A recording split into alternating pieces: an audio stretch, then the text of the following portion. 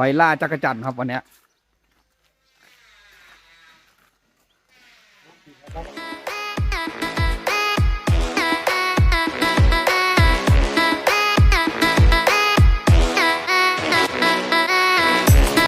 ไปแล้วครับผม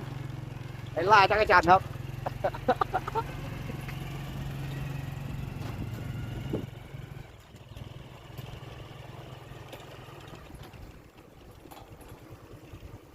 เร็วเร็วเร็ว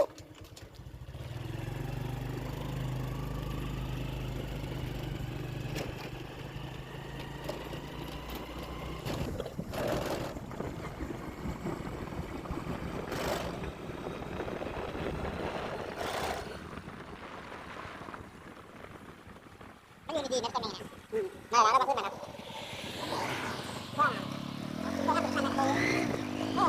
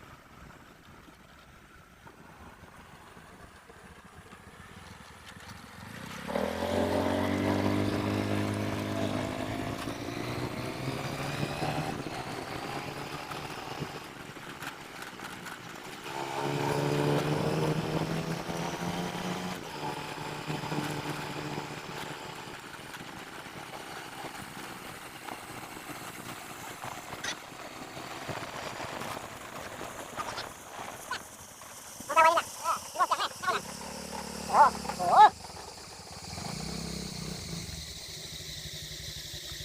โอ้โหบินเต็มเลยว่ะยังเยอะเลยครับผมดูฟังเสียงเดี๋ยวซูมให้เพื่อนดูไปดินะครับลงตีนะไปดิ อืม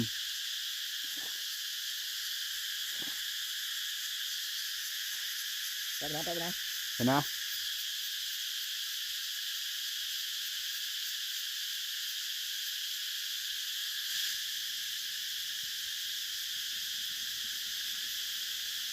ยังเยอะ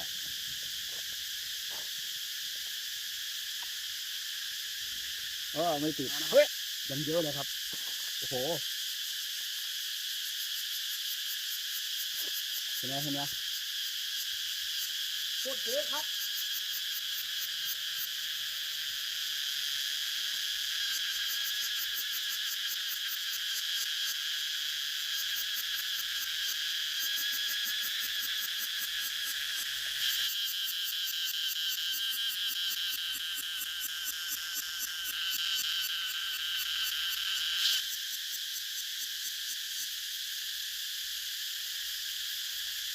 ยังเยอะอ่ะ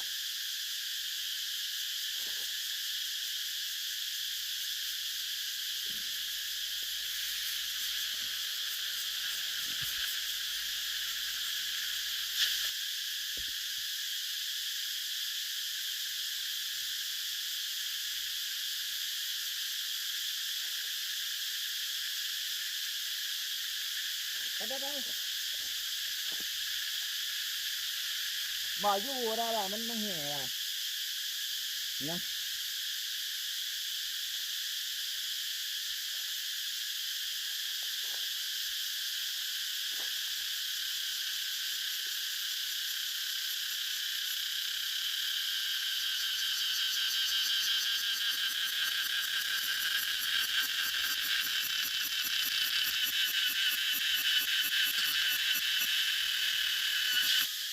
นี่นะครับได้มา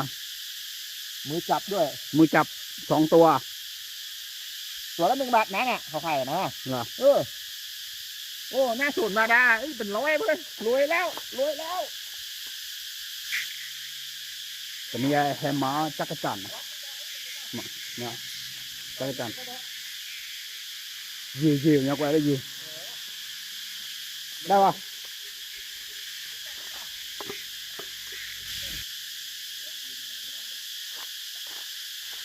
มา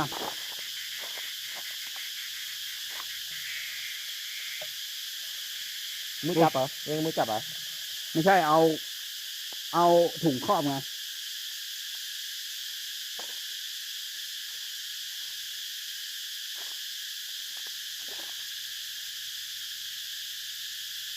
อันนี้มันตายแล้ว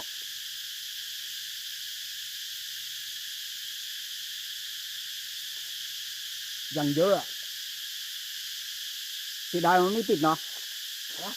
มันไม่ติดเหรอ ติดอยู่ติดอยู่ ติดอยู่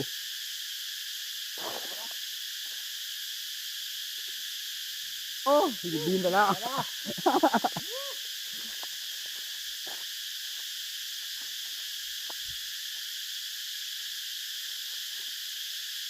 มา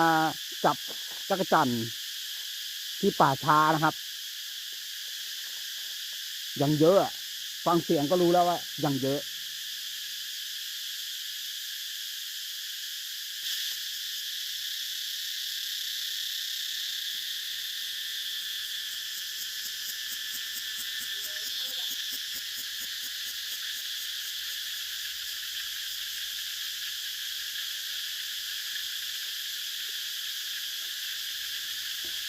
ได้ป่ะ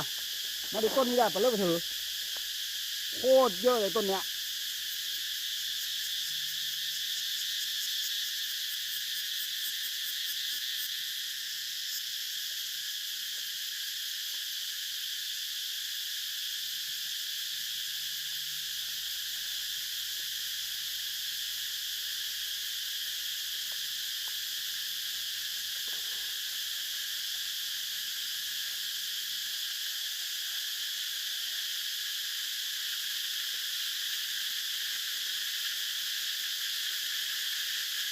นี่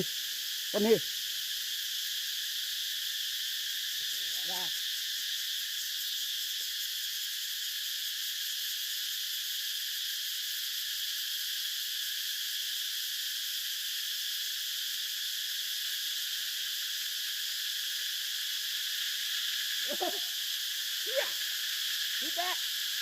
เนี่ยเห็นไหม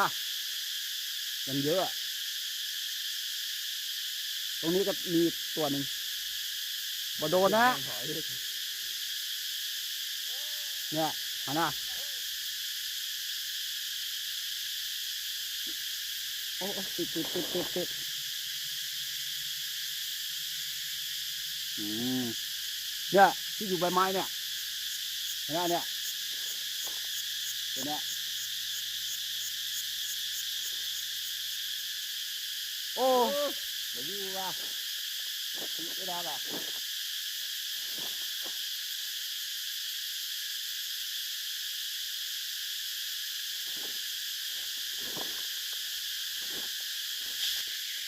อยู่ตรงนี้ไม่ได้ยินเสียงอะไรเลยมีแต่เสียงจักรจั่นเสียงไม่ได้ยินอะไรเลยเสียงจักรจั่นทั้งนั้นเราเป็นยีโกได้เลยเราตั้งตัวน้ำดีกว่าโอ้ยเหล็กว่าจะเล่นไป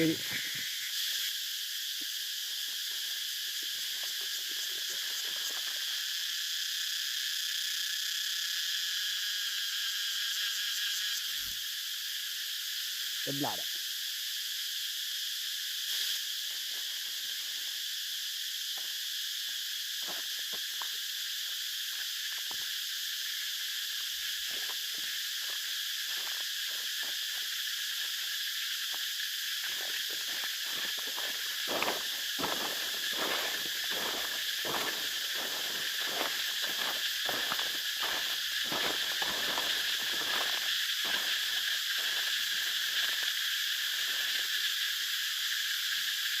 บอกยัวเลย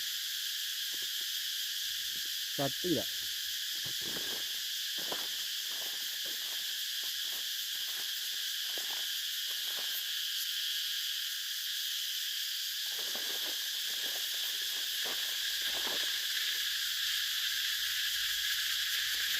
โอ้ยู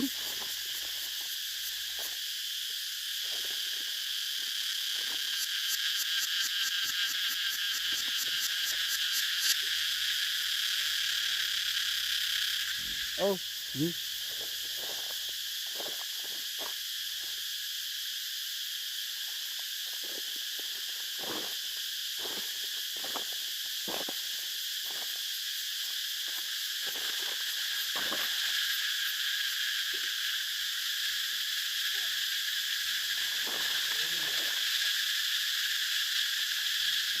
คุยขี้บ้าแต่คุยขี้อะไรอยู่เลย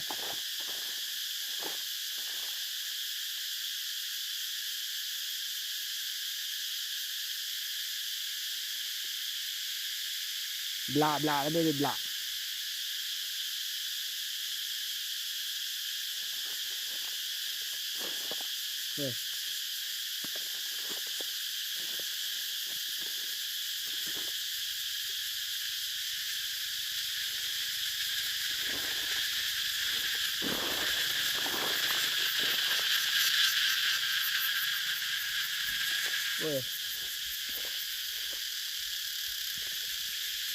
rồi gì lên là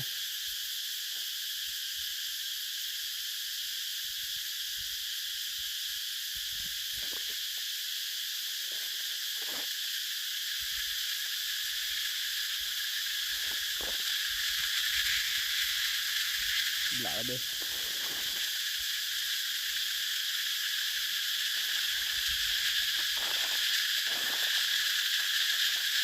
ủa ở bên bụng à ôi nó khỉ ạ nó hay lên đây ạ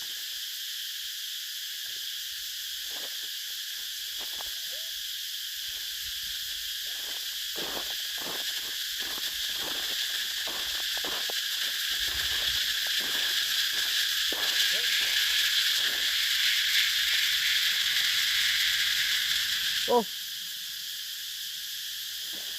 đi mì lên mộtเลย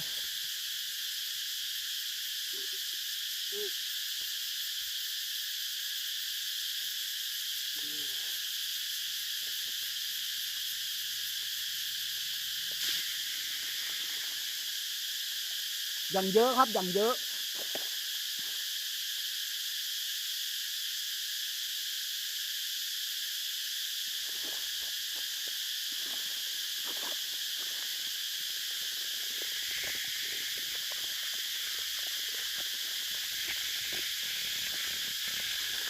ท่านคุยแต่ให้แม่บุ๋ย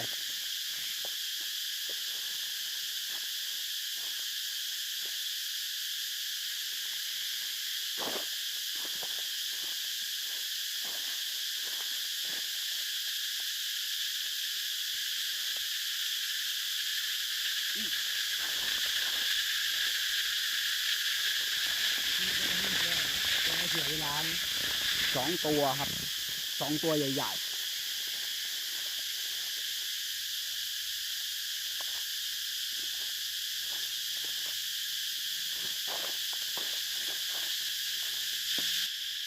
ใส่จักรจั่นเต็มถุงนี่ก็พอละเนาะได้เยอะแล้วนั่นจักรจั่น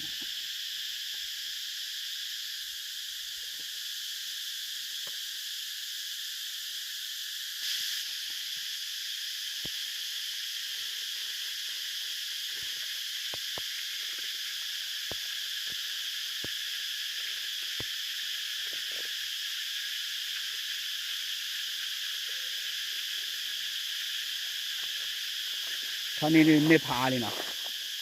คนเนี่ยบัวเลยบอกเทล่าหรือดูกว่าเนี่ยสมมติกอกว่าเปียเนี่ยพาจะอะไรนะ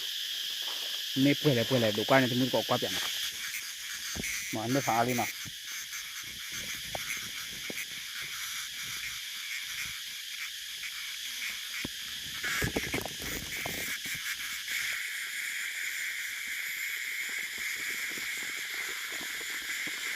ก็ตะกัดมันไม่พัดดูนะโบ